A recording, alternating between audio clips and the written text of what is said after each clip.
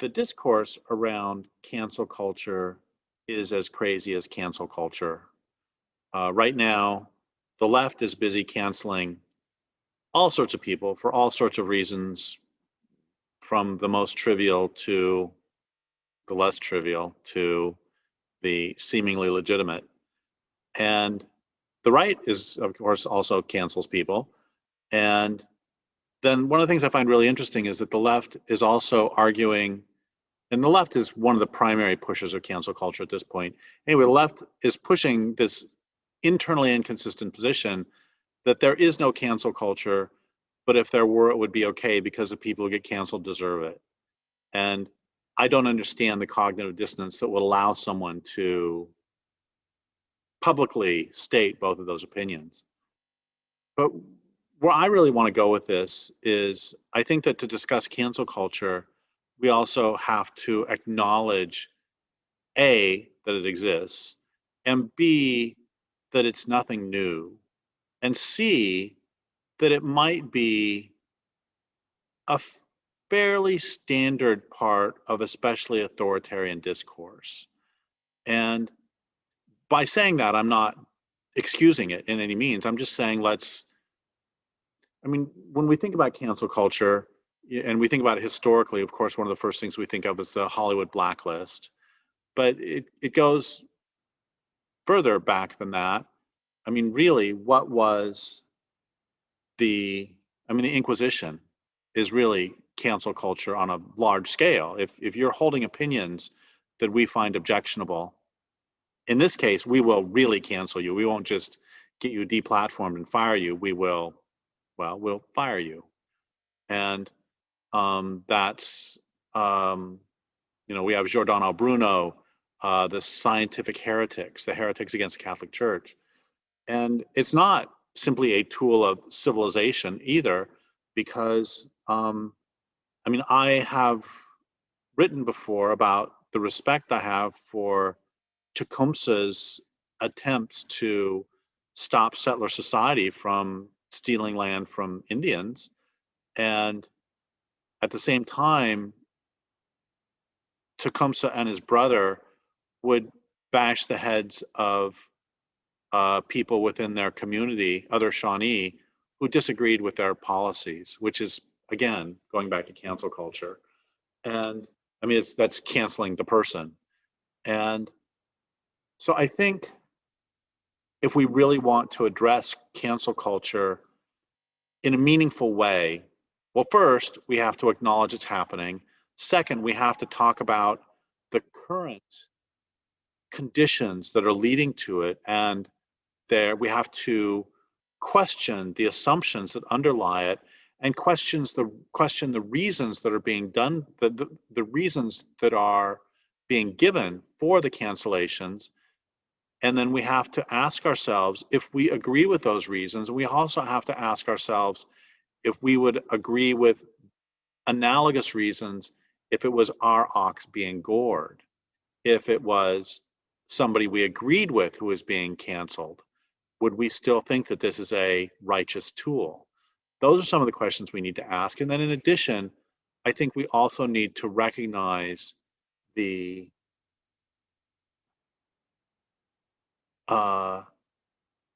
like selfishness, it doesn't do any good to try to make a society in which you say, hey, we just need to do away with greed. That's not how it works. You have to come up with ways that you can acknowledge that greed exists and then figure out how to deal with that socially. And it's the same here. We have to figure out on the largest scale how that desire to shut other people up who say things we don't like, how that we need to figure out how as a society to deal with that in a way that is best for society as a whole. And of course, this is one of the arguments for cancel culture, that if this person gives this opinion, it will harm society as a whole. And so that's why I stress the importance of really questioning our own assumptions through this and questioning every step of the rationale. I mean, my perspective on cancel culture is that I have never attempted to get someone deplatformed, and I have never attempted to get someone to lose their publishing contract. That's not how I operate. I operate on the idea that if somebody writes a book I don't like, that my job is to write a better book. Now, there's another part of this that comes up all the time, which is there are people who have accused me of participating in cancel culture because I block their emails after they write to me and insult me. And they'll say, you are censoring me. And the thing is, I'm not actually censoring you. What I am is removing myself from your audience by blocking you. And there's a big difference. That's the difference between if someone is having an event at a university that I don't like, I don't go. And it's likewise, I don't have to give anyone access to me. There's a difference between that and denying them access to the public sphere.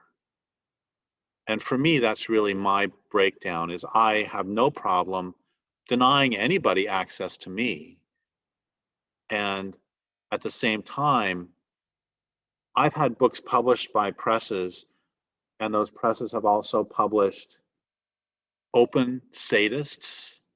They have published woman-hating horrors, H-O-R-R-O-R. They've published dreadful stuff. And I've never even mentioned to the publisher that I don't like that you publish them, because why would I? Publisher can publish them, they can publish me. And let's duke it out in discourse fashion. And one of my favorite people to think about with this is George Gerbner. I interviewed him back in the 90s. George Gerbner was the TV violence guy, by which I mean he's the one, when the people say how much violence there is on TV, he was the one who did those studies for 40 or 50 years. And a couple things about him. One of them is he says that everybody misinterprets his work. He's dead now. Everybody misinterpreted his work. But he was not arguing that violence per se should be eliminated from television. What he was saying was that it's important to look at in movies who does what to whom. So if a white guy can commit violence against a woman with impunity in a movie, well, that's something we need to attend to. And on the other hand, if a woman commits an act of violence in a movie, well, the entire movie has to be about how she would do this.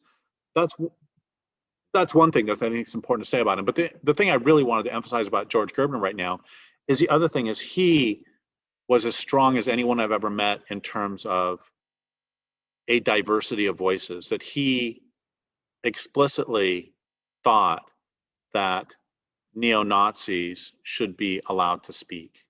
And what you do is you allow them to speak, and then you disagree with them, and you show why their logic doesn't work. You show why you don't cancel them. And I need to say, and the reason I bring him up is because he felt very strongly that literal Nazis should be allowed to speak, and then you rebut them. And in World War II, he literally killed Nazis. He literally was a partisan was dropped into Eastern Europe to fight and kill Nazi soldiers. And so he has very strong Antifa cred, and he would be horrified by the cancellation that those types of groups are doing. So to sum up, I think we have to recognize that one of the hallmarks of tyranny is the silencing of dissenting voices. And it is incumbent upon us to move back to that notion of, I may disagree with what you say, but I will defend to the death your right to say it.